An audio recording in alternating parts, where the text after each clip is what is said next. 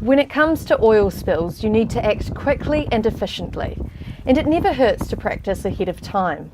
Hi, I'm Ruby Spink in Bluff, where the Regional Council is leading an exercise to practice what the emergency response would be if there was an oil spill at the port.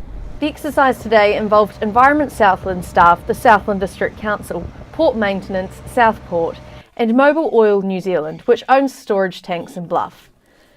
The scenario they were responding to involved 1,000 litres of oil and various types of equipment to minimise environmental effects. They're going to be setting up booms to try and contain the oil, and also we have skimmers that we put in the water to collect the oil off the water and put into the frame tanks that you can see that they're assembling at the back here.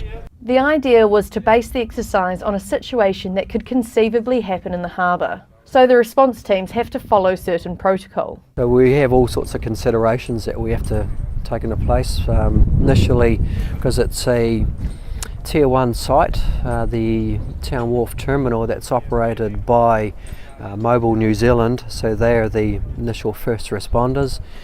And once it gets a little bit beyond their capabilities, then it gets wrapped up to a Tier 2 response, which the Regional Council then becomes involved in. It's required by Maritime New Zealand that the Harbourmaster conducts 2 training exercises a year. Mr. Cleaver says it takes a lot of planning, including looking at the winds and tides.